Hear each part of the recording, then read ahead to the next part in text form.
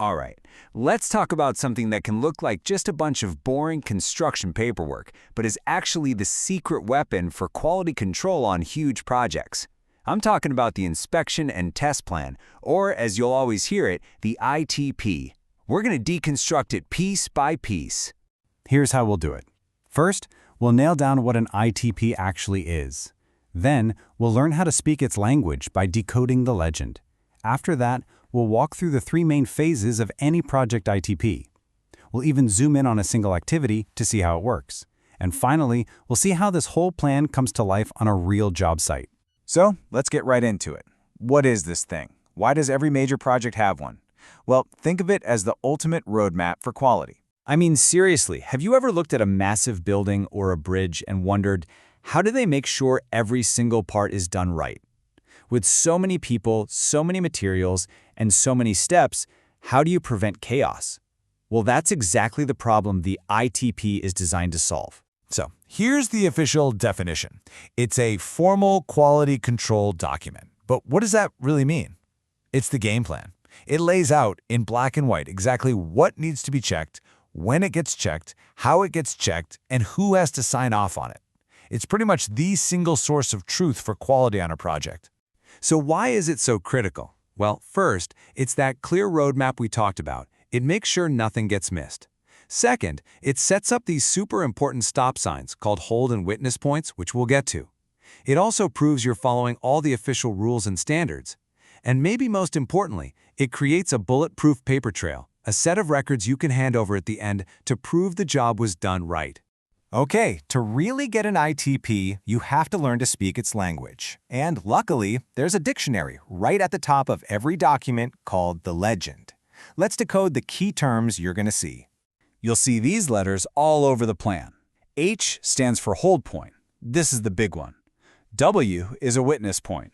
S is for surveillance, which just means an inspector can drop by any time to watch. And R is a review point, which is usually just about checking paperwork.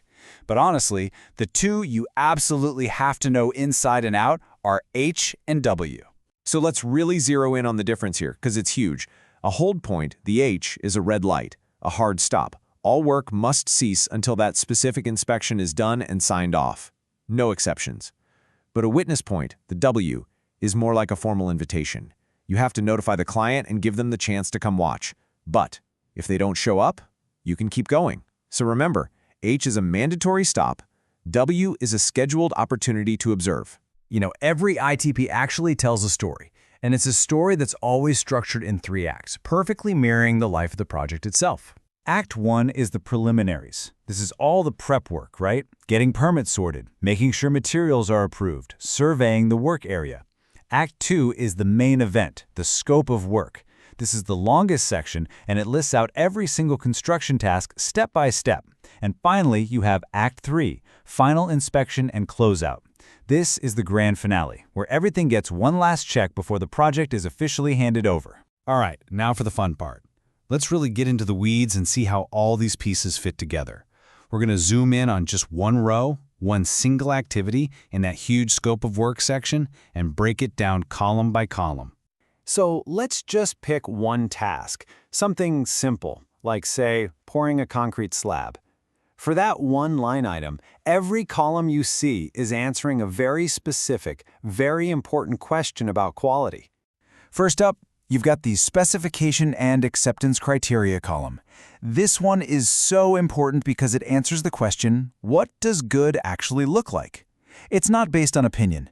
It points everyone to the exact engineering drawing or the specific standard that the work has to match.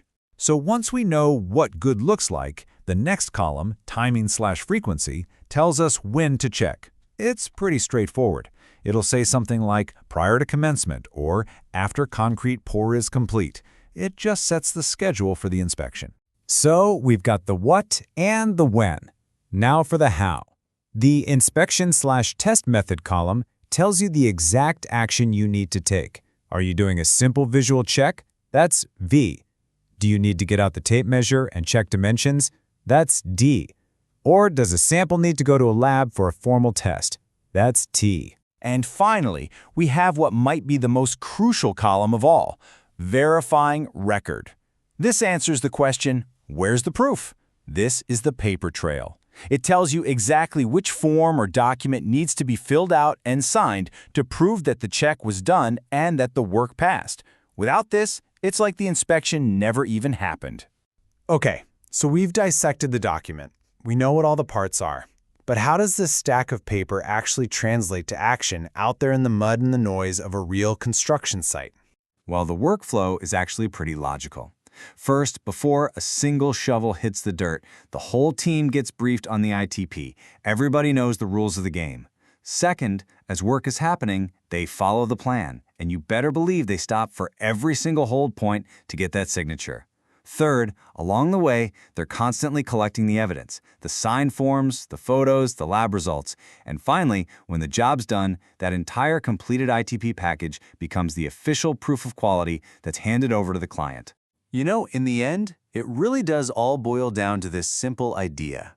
The ITP is nothing more and nothing less than a clear roadmap. It removes ambiguity, it gets everyone on the same page, and it guides the entire team from start to finish.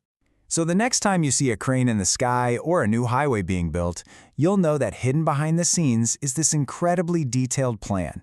And you can ask yourself, is it just paperwork? Or is it the project's most valuable safety net, making sure that what gets built is built to last? I think you know the answer.